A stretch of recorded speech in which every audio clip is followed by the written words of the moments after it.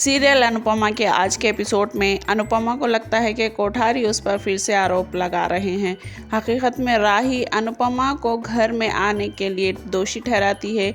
प्रेम अनुपमा और हंसमुख लीला को अंदर आने के लिए कहता है। ख्याति कहती है कि अनुपमा घर से निकल जाने के बाद भी दोबारा यहाँ पर आ गई है, बहुत ही बेशर्म है। अनुपमा को कहती है कि वो अंश के लिए यहाँ आई है। अनिल हंसमुख और लीला का स्वागत करता है। अनुपमा अंदर कदम रखने से बहुत ही ज़्यादा हिचकिचाती है। प्रेम को याद आता है कि कोठारी ने अनुपमा को घर से बाहर निकाल दिया था।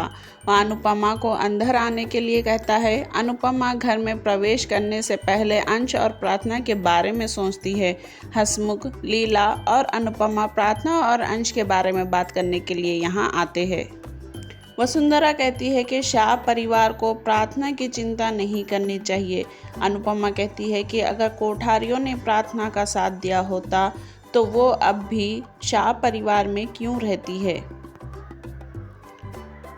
गौतम अनुपमा पर तलाक और शादी के लिए प्रार्थना को बहकाने का आरोप लगाता है। अनुपमा कहती है कि गौतम ने प्रार्थना के साथ बुरा व्यवहार किया और अब उसे ही दोषी ठहरा रहा है। वहाँ कहती है कि एक स्त्री और धरती एक सीमा से आगे बर्दाश्त नहीं कर सकती। अनुपमा बताती है कि जब बात हद से ज़्यादा बढ़ जाए तो कैसे जवाब देना चाहिए। वो गौतम से पूछती है कि तुम्हें पिछली बार का मार तो याद है ना, कि मैंने तुम्हें कैसे पीटा था। खैर, मैं यहाँ अतीत के बारे में बात करने नहीं आई हूँ, बल्कि अंश और प्रार्थना की खुशियों के बारे में, उनके फ्यूचर के बारे में, उनकी शादी के बारे में बात करने आई हूँ। इस तरह से अनुपमा कहती है।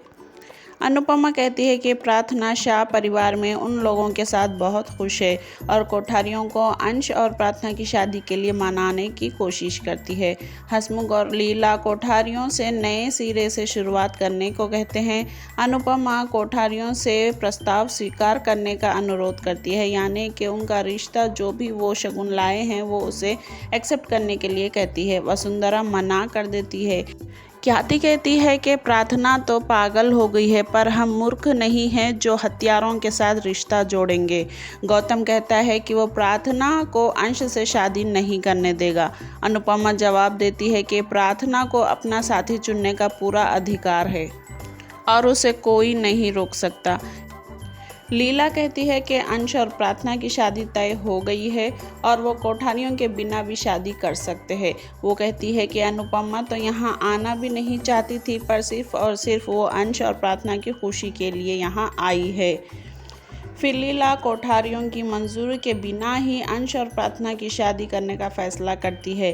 पराग अचानक प्रार्थना और अंश का प्रस्ताव स्वीकार कर लेता है, जिससे वसुंधरा और ख्याति, राही, प्रेम सारे कोठारी परिवार चौंक जाते हैं। वहीं दूसरी ओर शाह परिवार में पाखी को बहुत ज़्यादा चिंता होती है कि कोठारी अंश और प्रार्थना के रिश्ते पर क्या कहेंगे।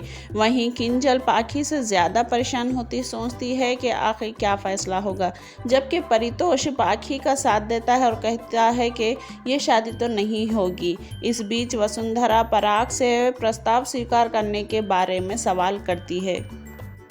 गौतम कहता है कि वो प्रार्थना को सबक सिखाएगा। पराग बहुत ही ज़्यादा गुस्से में गौतम से कहता है कि गलती सिर्फ मेरी बेटी की नहीं बल्कि दोनों की होती है।